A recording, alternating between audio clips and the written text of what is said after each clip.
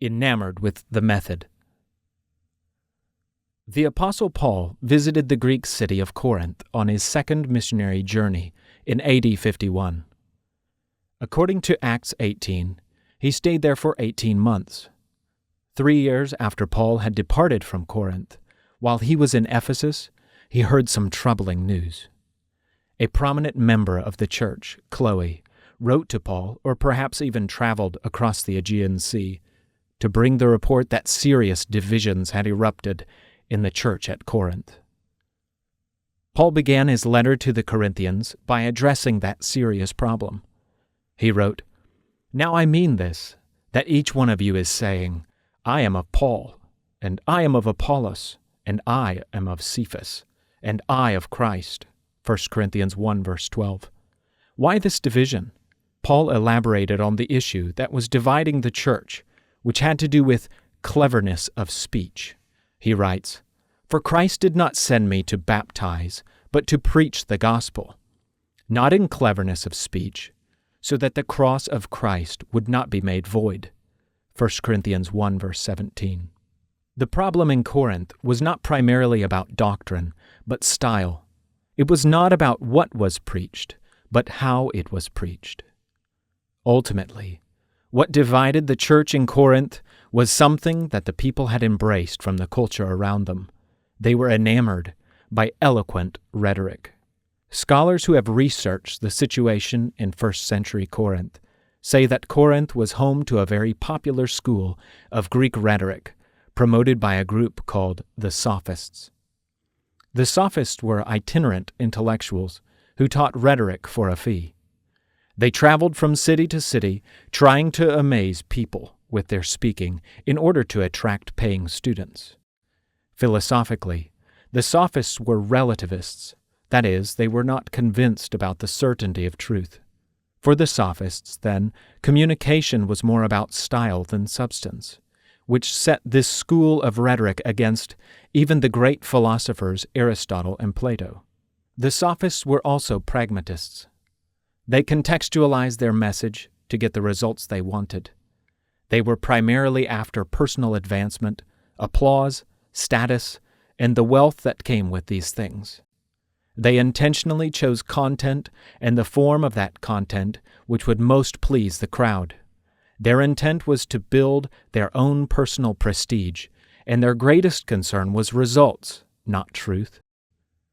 Duane Litfin, in his book St. Paul's Theology of Proclamation, describes their priority this way.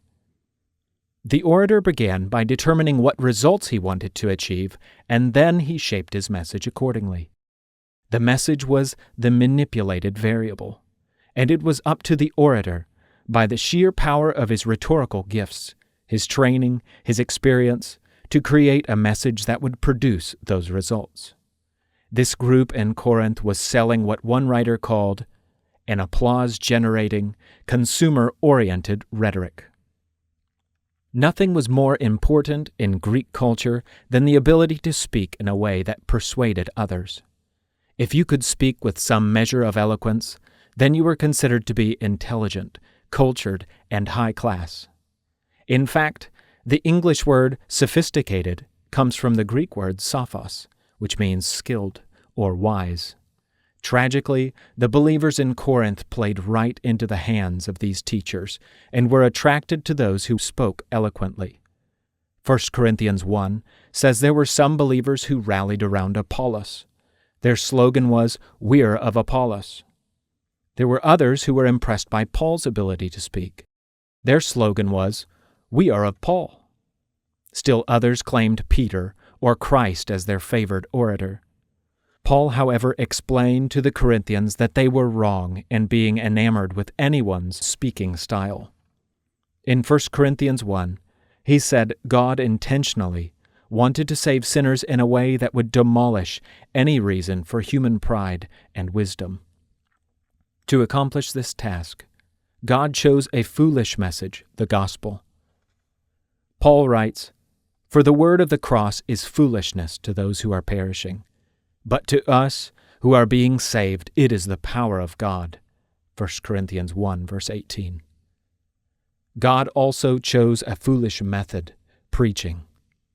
Paul continues, "For since in the wisdom of God, the world through its wisdom did not come to know God, God was well pleased, through the foolishness of the message preached, to save those who believe." 1 Corinthians 1, verse 21. And he chose foolish people to redeem, a bunch of nobodies. 1 Corinthians 1, verses 26 through 29. All through 1 Corinthians 1, Paul made it clear that in matters related to the gospel and salvation, God's ultimate goal was to remove any reason for human pride and to bring all glory to himself. 1 Corinthians 1, verses 30 and 31. That's the message through the end of chapter 1. Paul then said that when he came to preach to the Corinthians, he had done so in a way that complemented God's goal. Christ had not sent Paul to preach the gospel in cleverness of speech. For Paul's success in Corinth had nothing to do with him, his ingenuity, or his technique. Paul's preaching and the response it generated was entirely a work of the Spirit. In 1 Corinthians 2, verses 1 through 5, Paul contrasted his approach to preaching with the techniques the sophists used in their rhetoric. "When I came to you, brethren, I did not come with superiority of speech or of wisdom, proclaiming to you the testimony of God. For I determined to know nothing among you except Jesus Christ and Him crucified. I was with you in weakness, and in fear, and in much trembling, and my message and my preaching were not in persuasive words of wisdom, but in demonstration of the Spirit and of power, so that your faith would not rest on the wisdom of men, but on the power of God." Paul's message in these verses is clear and direct.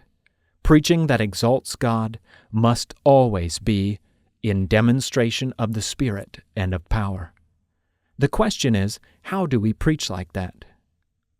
In this text, we discover 3 crucial commitments Paul made in his own preaching, commitments that enabled him to rely completely on the Spirit's power and not on his own. He was not dependent on his personality, the power of his own gifts, or some human technique. If we are going to preach in demonstration of the Spirit and of power, we, like Paul, must make the same crucial commitments.